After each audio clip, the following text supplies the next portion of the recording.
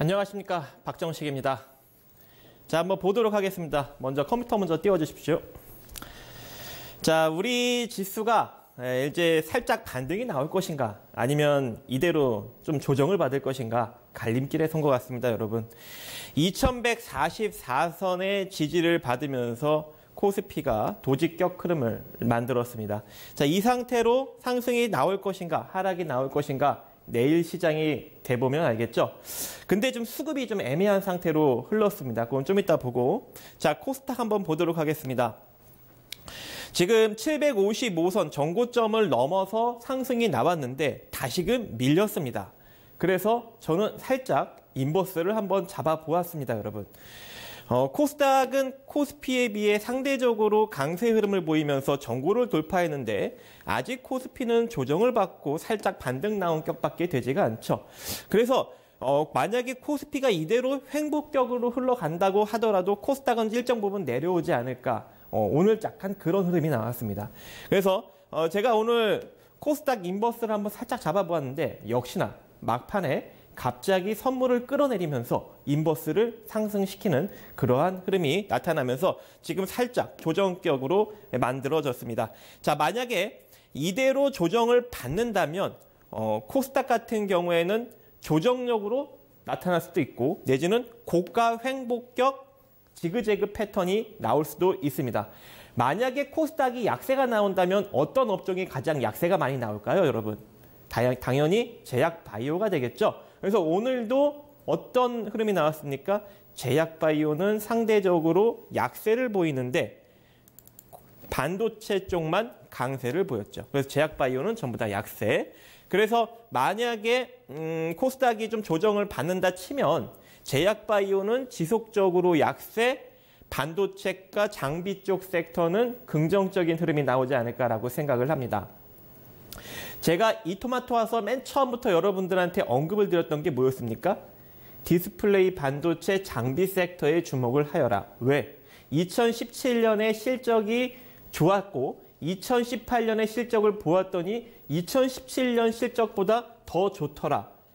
근데 주가는 내려왔다. 그래서 반도체랑 디스플레이 쪽 장비 섹터를 여러분들이 눈여겨보셔야 된다.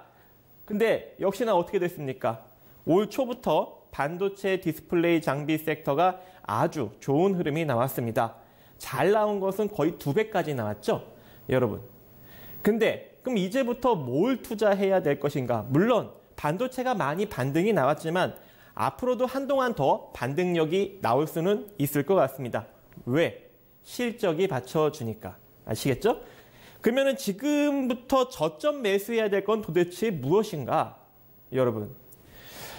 저는 운송장비 부품 쪽이 아닌가라고 생각을 합니다. 아직까지도 운송장비 부품 쪽은 진짜 저평가 상태에 놓여져 있는 알짜배기 흑자 회사들이 많이 있습니다. 물론 자동차 섹터가 또는 이 운송장비 섹터가 업황이 좋지 않다, 힘들다 이런 이야기를 많이 하고 있죠. 따라서 지금 현재 이 상태에서는 당장의 시장의 부각을 받지는 못하겠지만 추후 어떻게 되겠습니까, 여러분? 반도체 디스플레이 장비 섹터처럼 부각을 받을 수가 있습니다. 그렇기 때문에 여러분들이 지금부터 약간 장기 투자격으로 바닥권으로 안정적으로 평단을 모아갈 수 있는 그러한 섹터는 어디냐? 운송장비 부품 섹터가 될 것 같습니다. 자, 이어서 또 보도록 하겠습니다. 수급을 한번 보도록 할게요. 자, 수급을 보면 살짝 애매하게 됐습니다. 외국인이 막판에 갑자기 현물 매수력을 늘렸어요. 그래서 원래는 이렇게 많이 매수를 하지 않았는데 제가 장 마감되니까 갑자기 현물 매수력이 싹 들어오면서 코스피를 일정 부분 끌어올리는 그러한 흐름이 나왔습니다. 그래서 근데 또 현물 매수력은 나왔는데 뭐가 나왔습니까? 풋옵션 베팅력이 나왔어요. 풋옵션 베팅력이 나왔다는 건 결과적으로 뭐다?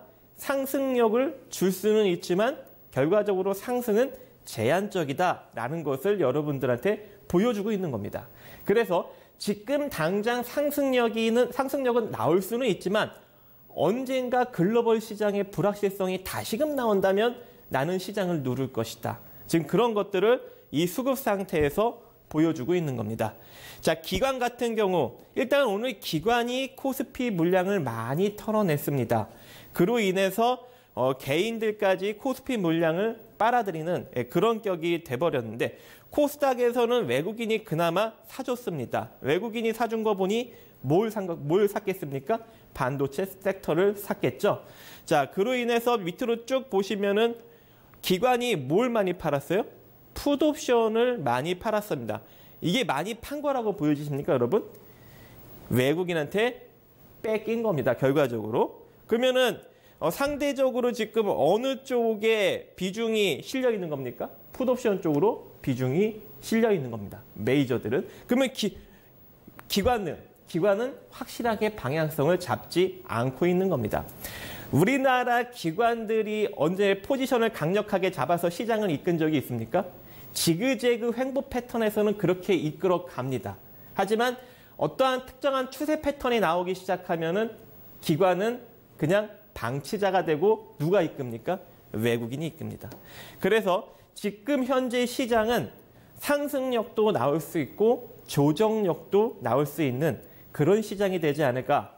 그리고 만약에 상승력이 나온다면 강력한 현물 매수력으로 보았을 때 지금부터는 코스닥보다는 코스피가 조금 더 강세의 흐름이 나타나지 않을까라고 생각을 합니다. 아시겠죠, 여러분? 파워포인트로 한번 넘어가서 보도록 하겠습니다. 자, 코스닥, 반도체 기계장비 섹터 앞으로도 지속적으로 강세가 나타날 수 있을 것 같습니다. 왜냐하면 실적이 좋기 때문입니다. 그리고 이 기계장비 섹터, 물론 단순히 기계장비 섹터, 반도체 기계장비, 디스플레이 기계장비, 운송장비 기계장비, 그리고 자동차 부품, 이런 쪽도 다 들어가지 않습니까? 그래서 이런 쪽이 여러분들이 좀 주목을 해야 되는 섹터가 아닐까, 좀 개별적으로. 시장은 못 이끌겠죠. 시장은 이끌지 못하겠죠. 덩치가 작으니까. 어차피 제약바이오 섹터가 밀리면 코스닥은 밀리면서 이런 쪽이 조금 더 상대적으로 올라가는 그러한 흐름이 될 것 같고, 코스피는 건설업 쪽만 상대적으로 좀 강세 흐름이 나왔습니다. 제가 오늘 아침에도 언급드렸죠. SOC 쪽 주목을 하셔라. 자, 그 SOC 쪽이 이제 슬금슬금 다시금 부각을 받을 수 있는 그런 가능성이 바닥권 흐름이 나타나고 있습니다. 그래서 여러분들이 건설, 토목 이런 SOC 관련 쪽 이쪽을 지금부터 바닥권에서 매수를 하셔서 주목을 하셔야 될 때가 되지 않았나라고 생각을 합니다. 자, 오늘 중국 산업 생산이 둔화가 되었습니다. 소매 매출은 그나마 양호하게 나왔어요. 예상치랑 부합을 했습니다. 근데 산업 생산이 둔화가 되면서 다시 중국발 경제 위기가 우리 시장을 강타했습니다. 근데 생각보다 그렇게 많이 눌리지는 않았어요. 근데 언론 보도는 계속적으로 안 좋게 나옵니다. 다시금 중국 기업들의 디폴트 위기가 우리 시장을 또 불안하게 만들고 있습니다.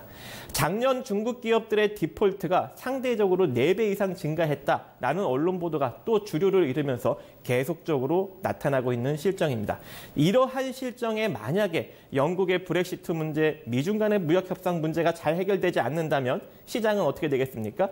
조정력을 받겠죠. 그래서 그러한 점을 여러분들이 인지하셔서 시장을 대응하셨으면 좋겠습니다. 다음으로 한번 넘어가서 보도록 하겠습니다.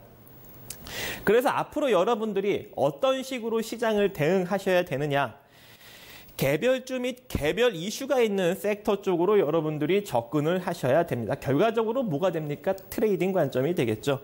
근데 아직까지도 극단적으로 내려온 저평가 섹터가 있습니다. 그게 뭐라고 했습니까, 여러분? 자동차 부품 섹터. 그래서 이 극단적으로 많이 내려온 자동차 부품 섹터 내지는 대형 유통 섹터들을 여러분들이 지금부터 눈여겨보면서 분할 베팅을 하신다면 만약에 시장에 조정력이 들어온다 하더라도 크게 영향을 받지 않고 여러분 돈을 지키면서 장기적으로 수익을 내는 그러한 흐름을 만들 수 있다라는 겁니다.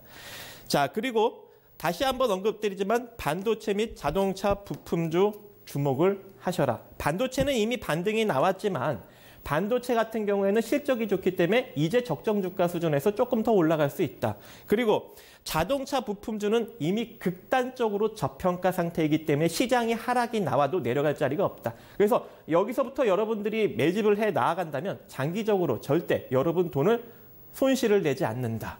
자, 그리고 시장의 상승력이 제가 제한적이라 했습니다. 지금 어떻습니까? 상당히 제한적이죠. 반등은 나오고 있는데 그게 강하지가 못하고 또 시장을 주도적으로 이끌려면 대형주들도 삼성전자, SK하이닉스 이런 주도 섹터 또는 제약바이오 섹터가 상승이 나와야 되는데 그게 강력하게 움직이지 못하죠.